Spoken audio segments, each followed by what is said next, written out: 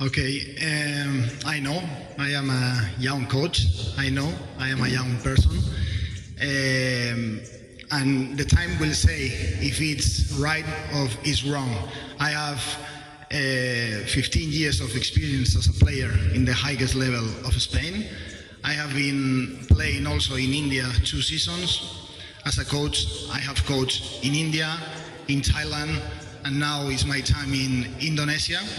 So I think it's a small advantage for me because I know the environment, I know the leagues around here, around this area, and I think even being young, I have this small advantage. But the time will say if it's good to be a young coach or it's not good.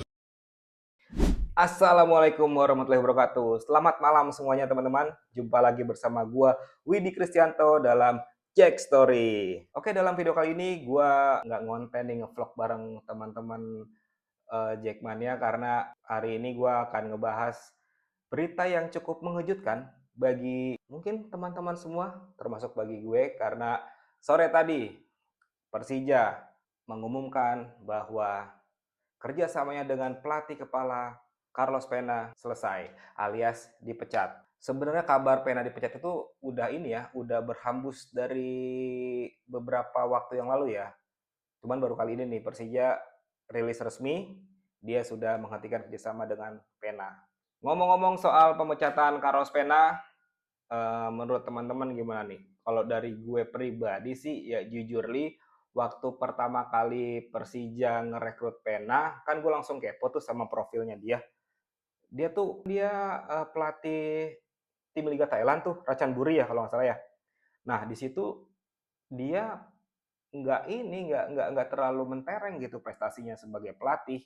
Bahkan terakhir dia peringkat ke-6 nih kalau nggak salah ya. Dia peringkat ke-6 di Liga Thailand, langsung direkrut Persija, entah apa pertimbangannya. Dan gue langsung berpikir pada saat itu, ini pelatih muda, pelatih baru di Liga Thailand pun nggak terlalu sukses dan datang ke Indonesia ngelatih klub Persija yang pasti pressure-nya cukup tinggi, sangat tinggi bahkan. Dan terbukti kan, oke deh awal-awal Persija emang waktu di Liga 1 kemarin cukup lumayan tuh walaupun grafiknya tuh naik turun naik turun naik turun cuman kayak ada harapan gitu loh di tangan beliau Persija oke lah untuk berada di posisi peringkat peringkat atas lah. Cuman kan semakin kesini semakin sempet kejar-kejaran untuk ngerebut posisi pertama, justru Persija malah kok susah menang gitu loh. Dan banyak yang bilang juga gue kan ngebaca di komen-komen teman-teman tuh kayak Pena tuh miskin tatik, terus Pena tuh monoton pergantian pemainnya. Ya mungkin cuman itu, maksudnya kapasitas dia ya cuman segitu gitu loh. Ditambah lagi kan selain Pena ya gue juga nggak bisa ini ya nggak bisa menyalahkan Pena sepenuhnya ya karena pemain-pemain kita sebenarnya sih udah oke nih tapi yang lokal udah oke asingnya tuh nggak balance ini opini gue pribadi ya ini opini gue pribadi yang biasanya gue nonton Persija terutama di musim ini menurut gue pemain asingnya tuh nggak sepadan dengan pemain lokal kita kan adanya pemain asing itu supaya bisa menopang pemain lokal, pemain muda kita, pemain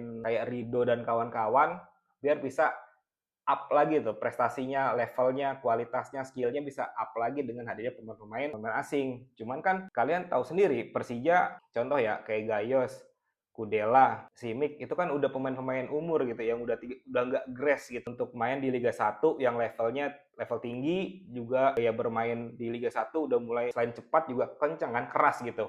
Nah, itu yang bikin kalau menurut gua nih jadi mereka tuh jadi kayak kesulitan sendiri gitu. Gimana mau nge-support pemain lokal sedangkan mereka sendiri tuh kurang gitu powernya gitu untuk nimbangin pemain-pemain lawan. Jadi pemain lokal kita mau nggak mau kayak harus kerja ekstra buat menunjukkan yang terbaik karena pemain asingnya juga nggak terlalu support. Berapa kali pertandingan kita cuma ngandelin kalau nggak Gustavo, Rio Matsumura, pemain asingnya ya.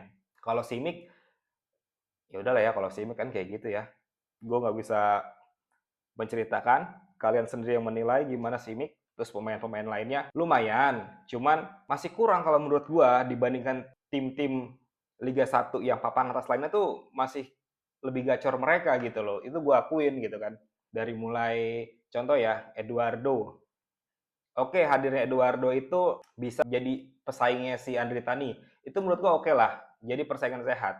Terus ditambah lagi kayak Ramon Bueno itu menurut gua oke. Cuman mungkin fisik kali ya. Jadi kayak dia ngegendong teman-temannya sendiri di lini tengah, sedangkan dia juga harus bantu belakang dan dia juga harus nyuplai ke depan karena kan kalau Gustavo oke lah masih mau lari kan ribet kalau misalkan sisa cuma Simic doang dia harus benar-benar ekstra tuh ngasih umpan-umpan ke Simic seperti itu sih kalau menurut gua. Jadi juga si Pena ini hadir dengan pemain yang musim sebelumnya sudah kumpul dan Pena tinggal moles pemain yang udah ada di musim ini. Zongnya Pena mungkin nggak bisa memanfaatkan skill pemain-pemain kita terlepas dari pemain asing yang tadi gue bilang kurang, mohon maaf ya, juga pemain lokal entah kayak nggak kayak kehilangan energi gitu loh. Kita punya Rido, kita punya Ferrari, kita punya Hansamu, kita punya Rio Fahmi, itu kan pemain-pemain label timnas gitu.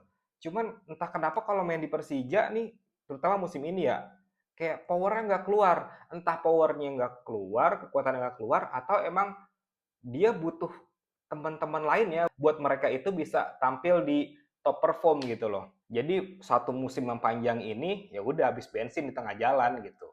Ya, oh ya, si Pena juga waktu dia pertama kali direkrut Persija, statementnya adalah gua akan ngebawa Persija ke 4 besar. Ini tim ibu kota men, masa targetnya 4 besar. Terus kalau udah 4 besar mau ngapain? Asia pun juga nggak bisa masuk kan? Nah jadi dari situ juga gue udah ragu nih masih Pena nih. Cuman ya udah namanya Persija udah merekrut Pena, kita harus support kan. Nah cuman hasilnya bikin gergetan. Terus ditambah lagi liga yang panjang, terus belum lagi ditambah-tambah pemain-pemain Persija kan sering diambil timnas kan. Jadi skuadnya Pena ini makin berkurang. Akhirnya dia harus putar otak untuk nambal posisi-posisi kayak Rido, Ferrari, atau Rio.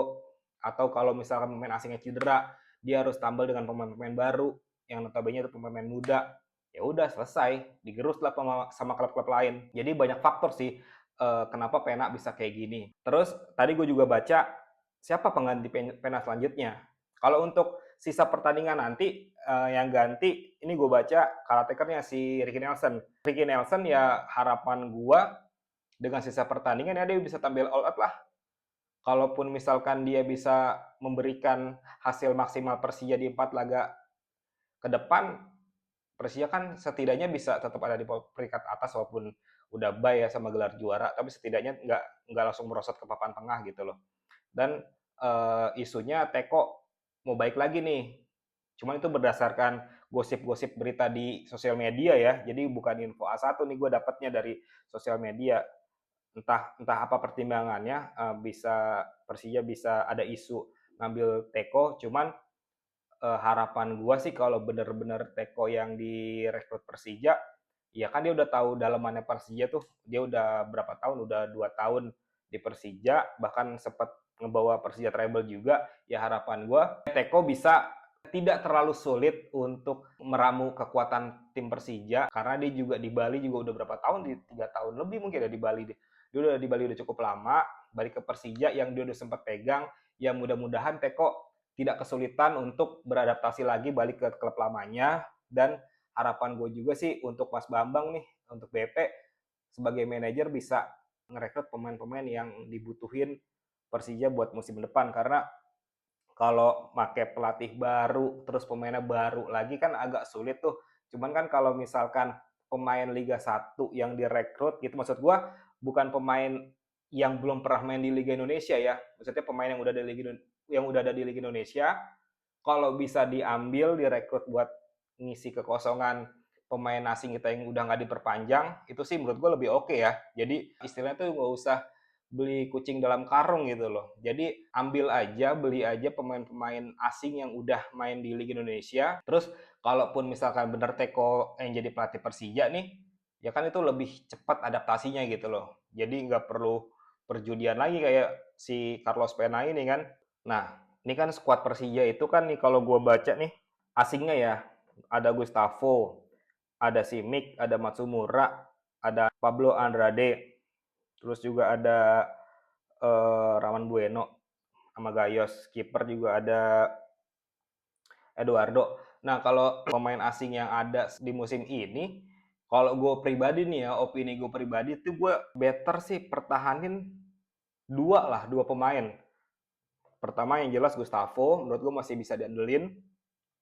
Yang kedua Raman Bueno, itu kan kayak jangkar lah, dia kayak apa ya, gelandang yang mengatur ritme jalannya pertandingan permainan Persija di lini tengah gitu kan. Menurut gua itu. Jadi kayak Rio Matsumura, Simic, Andrade sih lumayan, cuman mungkin fisik kali ya. Mungkin dia harus banyak makan lah gitu biar rada berisi tuh badannya. Jadi biar kalau adu body sama pemain lawan juga dia nggak gampang mental. Kalau Gayos, Kudela itu kayaknya udah umur faktor U, jadi nggak bisa diandelin 90 menit. Tambah lagi Carlos Eduardo. Kalau kiper sih nggak tahu kenapa gue impact-nya kayak nggak terlalu ini ya, nggak terlalu terasa ya kalau kiper ya. Cuman kalau misalkan mau mempertahankan kiper asing ya nggak masalah, buat kayak saingan sehat aja sama si Andri Tani kan. Jadi biar bisa rotasi juga gitu, kalau misalkan si Andri lagi nggak bisa main, ada backupnya yang setidaknya satu level gitu loh. Itu aja sih kalau dari komposisi pemain. Harapan gue lagi kalau misalkan musim depan Persija please deh. Ini kan kayak kayak apa ya? Kayak kebiasaan Persija dari tahun ke tahun kan. Bagi teman-teman yang udah lama ngikutin Persija juga sadar nggak sih kalau Persija tuh setiap bursa transfer tuh pasti agak lama gitu loh untuk ngelok pemain sampai fix jadi gitu loh. Dan cenderung selain dapat pemain sisa juga dapat beli kucing dalam karung gitu loh. Jadi ini pemain mana gitu kan, kok ucuk-ucuk diterima gitu bisa masuk ke Persija gitu, kayak panik buying gitu loh. Jadi itu ngeri-ngeri sedap sih kalau misalkan oke kalau jago lah, kalau misalkan B aja atau malah levelnya setara sama pemain lokal kita, ya rugi lah. Namanya juga pemain asing kan dibeli juga karena ini kan bisa menopang pemain lokal untuk bisa bermain ke top perform gitu loh.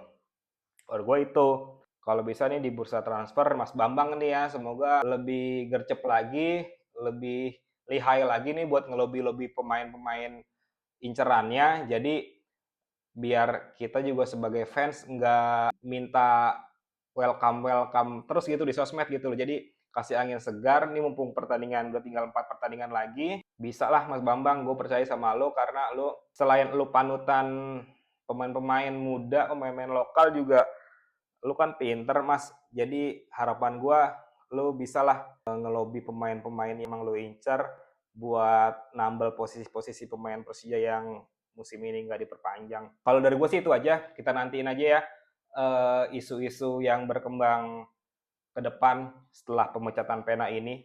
Dan buat Coach Ricky Nelson, semoga sukses Coach. 4 pertandingan lagi, buktikan kalau emang rezeki nggak kemana, misalkan tiba-tiba malah ente yang ditunjuk jadi pelatih kepala kan, rezeki nggak tuh? Oke, dari gue itu aja teman-teman, opini gue terhadap berita pemecatan pelatih Persija Carlos Pena. Jadi harapan gue ya, Persija semoga tetap sehat lahir dan batin, mulai dari manajemen, pemain, dan kita semua sebagai fans. Semoga kita selalu diberikan kesehatan dan kebahagiaan agar bisa terus nonton Persija musim ini sampai selesai, dan musim besok semoga jauh lebih baik dan syukur-syukur bisa juara. Amin. Oke, sekian opini gue terhadap pemecatan Carlos Pena. Terima kasih teman-teman sudah menonton. Terima kasih sudah meluangkan waktunya untuk melihat video yang berfaedah nggak buat teman-teman semua? Kalau berfaedah, like dong. Bye.